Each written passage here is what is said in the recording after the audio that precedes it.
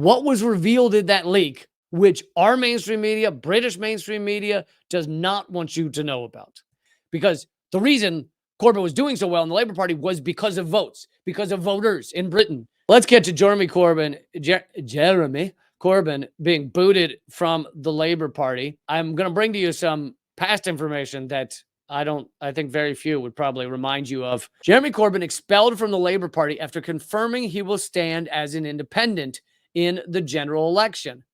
Former Labour leader Jeremy Corbyn has been banished from the party after announcing he will stand as an independent. Mr. Corbyn's announcement on Friday morning will have come as a headache for leader Keir Starmer, who banned his predecessor from standing for Labour. They had already banned him from running in the district he has held for 40 years. His own party had. For those of you who don't know, there was a time when many people say he was like the British Bernie Sanders. But where Bernie Sanders has far more caved since 2016 and joined largely the Democratic, mainstream talking points in many things. There's a couple of issues he's still good on, but Jeremy Corbyn has really held to his standards, and Jeremy Corbyn has been talking about freeing Palestine for, I think, his entire career, maybe. He continues to talk about it to this day.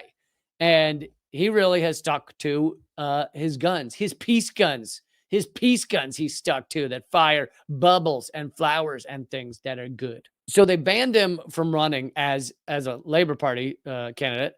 So he then announced as an independent. And then they immediately revoked his membership of Labour and found someone else to run against him. Mr. Corbyn, who has held Islington North, which, by the way, would in the UK would probably be pronounced Islington seat for more than 40 years, made the announcement to stand as an independent in an interview with the Islington Tribune, in which he said he would be a voice for equality, democracy, and peace. Here's what this article is not telling you, and people are forgetting about Jeremy Corbyn getting kicked out of the Labour Party and them forbidding him from running as Labour. I'm actually going to bring it to you in the form of a video. I don't normally do this.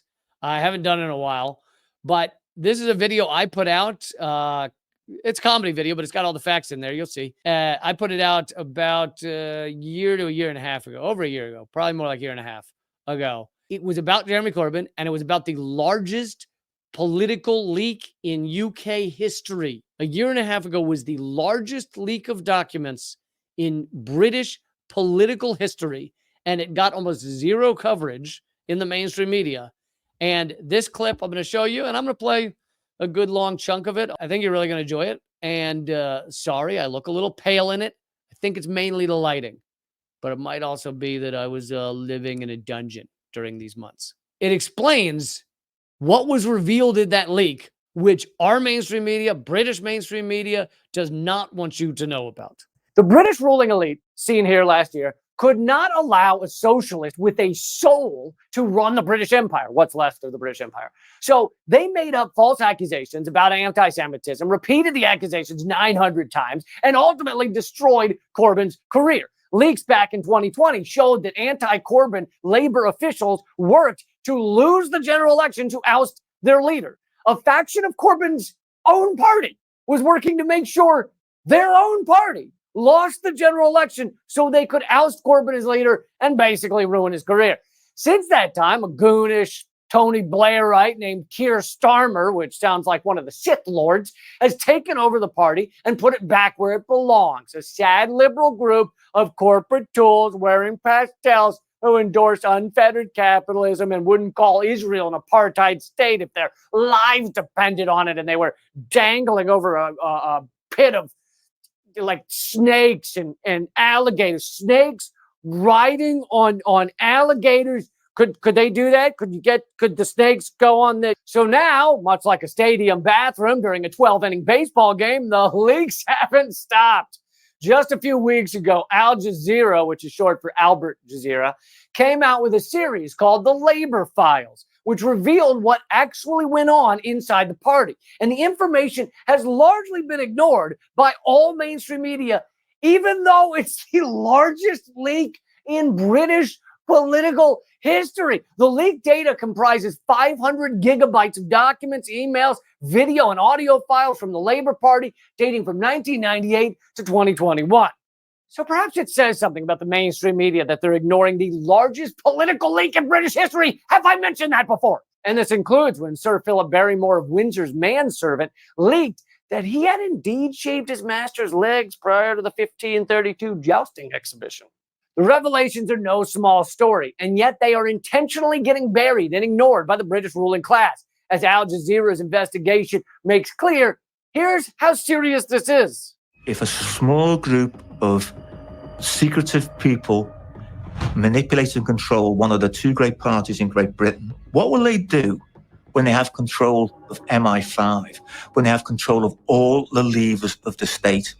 Are they suddenly going to believe in justice, in proper investigations, in fairness? Or are they going to be the same as they are now, or even worse? Oh, I know, even worse, even worse! Although I will say that sounds a whole lot more menacing coming from Jason Statham's dad there. Here are some of the things this leak revealed.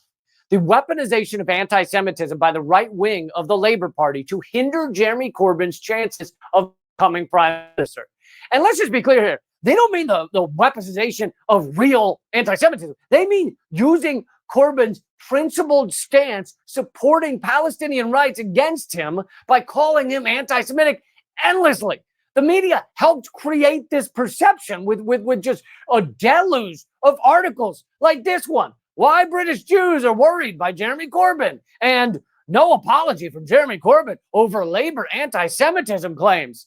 This is kind of like yelling at a presidential candidate, will you apologize for having sex with that donkey? Of course, the guy doesn't apologize because he didn't have sex with a donkey. Then the next day, the newspaper headline reads, presidential candidate refuses to apologize for sex with donkey. Not that there aren't presidential candidates who banged a donkey. Beto? You know what you did. Always good to get in a passing shot at Beto O'Rourke.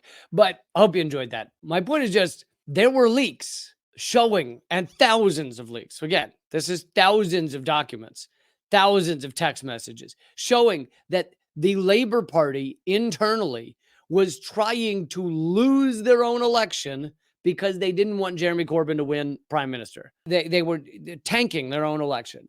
And now that was the final. It was the final cutting of the cord of this massive, long-term, since 2016, coup to oust Corbyn, and not just oust him from prime minister, but oust him from leader of the Labour Party, and now oust him from the Labour Party entirely. It's just amazing that all this stuff basically gets zero coverage. It's got coverage that he was banned from the Labour Party, but they're not telling you that there have been thousands of leaks showing that the Labour Party actually was trying to stop their own candidate, which of course is also anti-democratic. It is 100% the opposite of democracy, because the reason Corbyn was doing so well in the Labour Party was because of votes, because of voters in Britain saying they wanted Corbyn, saying they liked Corbyn, saying he stood for what they wanted. And this shows how it is a completely faux democracy. It is not reality. And it, of course, is the same in the United States.